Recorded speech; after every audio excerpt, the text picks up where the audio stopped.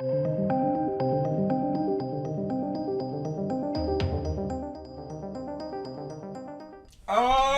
welcome to the channel. I did a live stream last night. Side note, if you didn't know, I do live streams every Monday, 9 PM GMT, about there anyway.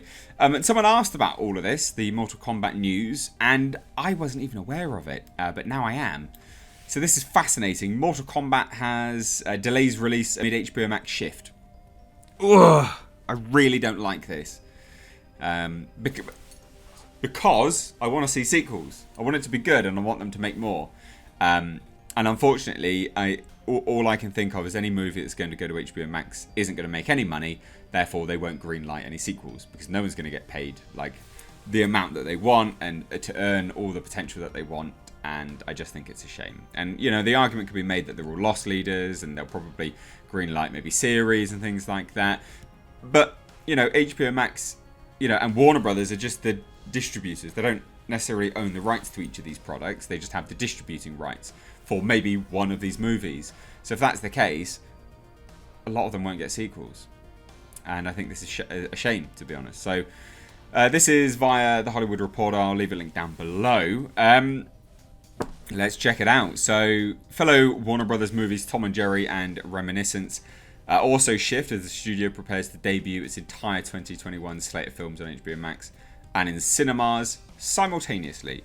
And this is the argument, because a lot of people are like, what, mate, bruh, it's appearing in cinemas anyway, so why are you butthurt? It's like, mate, you're incredibly naive if you believe that any movie that is shown on streaming and cinemas simultaneously won't have piracy rife.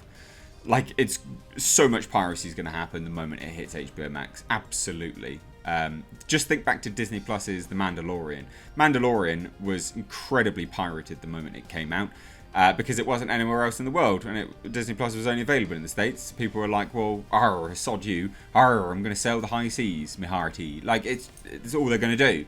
It's exactly the same with this. Like, of course. You know, you offer it to someone for free and you offer it to them on a streaming platform rather than in the theatres, they're probably just going to go, well, I'm just going to go for it for free then, aren't I? You know, and it's a shame, but that's the argument that most people make, and it's a real flawed one, very naive. So anyway, there'll be a few more months before it's time to fight. Warner Brothers and New Line are pushing back the release of their Mortal Kombat reboot from January to April 2021, so April 16th, 2021. Now, the new date was announced Monday, yesterday, less than 2 weeks after the studio revealed it will debut its entire 2021 slate of films on HBO Max and in cinemas due to the ongoing coronavirus pandemic. And again, remember, this is New Line as well. So, unless they get paid off, why would they give the rights over to HBO Max to do a series? Unless they pay them off big for the rights. But then how could they? By what metric do you gauge whether something's a success, you know? This is the thing. When it goes to the box office, it's a pretty even metric of, well, it made money or it didn't. And that's the dodgy thing about streaming, is how do you gauge its success? So many shows that are well loved are cancelled by Netflix. So that's never an indicator, truly, is it? Now, the new date, we've covered that already. Monday's follow-up announcement also included new dates for Tim Story's family film Tom and Jerry, which looks garbage. Now, Mortal Kombat, based on the popular video game series about a martial arts tournament held for the fate of the world, is from first-time director Simon McQuaid, with James Wan producing. Now, James Wan, I think it's really important to note, James Wan has been moving into the producing world quite a lot recently. But he's relatively new to it in terms of the broader appeal of it. And if he's put any money on this, he's not going to be an investor in future, is he? Unless he gets paid off. So that's a shame. Now, a lot of people will say, well, it's because they don't have any, hope for it. I disagree. We don't know. Like, they've put Matrix 4 on HBO Max, for God's sake. Godzilla vs. Kong.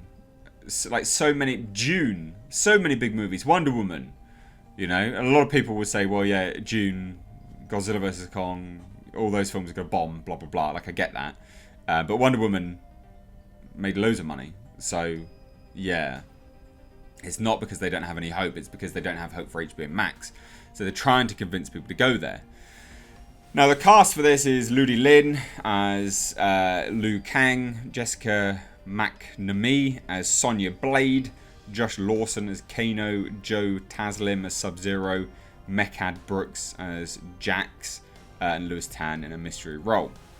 Now, Reminiscence marks the feature directorial debut of Joy, known for HBO's Westworld, and stars Hugh Jackman, so this is just the other stuff. Yeah. Now, Joy is married to filmmaker Jonathan Nolan, the brother of Christopher Nolan, who came out and fucking slammed HBO Max and AT&T. So, look, at the end of the day, I think this is... I'm not a fan. I'm not a fan. And this is after they'd already come out and said, oh, you know, don't expect it anytime soon. But now it's going to be releasing, when was it? April. So if it's going to be releasing in April, we're probably going to get a trailer soon. Maybe in the new year. If not before. Because they need to get the hype going. Especially if they're looking for new subscribers for HBO Max. But I do genuinely feel like this is a shame. Because I do genuinely think that this will lead to movies not getting sequels. And I think this will be one of them. Which is a shame. But it's not only that. It's also all the other movies. Godzilla vs. Kong. That's probably not going to get a sequel now. Depending on what Toho do with the deal. And it's just... I don't know. A lot of people tell me I need to get with the times. Because, you know, the streaming is the future. But I don't see how streaming will ever earn the same amount of money that going to the theatres does. You know? It's just not the same. You can't quantify it. So I do think that the movie budgets for, you know, direct to streaming films now, if that's the future, are going to be so small, and we just won't have the scale that we have before. Which, on the flip side, can be really good, because then it makes filmmakers be a bit, you know, actually smart and creative, rather than just relying on shite CGI all the time. But anyway, I thought I'd do an update on this. What do you think? Because this one filmed in Australia, and then went quiet for a bit. And we haven't really heard much about it. We've seen no images or anything like that. It's all been completely quiet. So it'll be fascinating to see. And it might be complete garbage, by the way, FYI. And if it is, then they don't deserve a sequel anyway. But I think it's a shame that the way it's being released will potentially lead it to not get a sequel anyway, even if it is good. So let me know your thoughts on this down below in the comment section. If you're new here, please do hit subscribe. Please do give the video a like and a share. Thanks so much. Take care.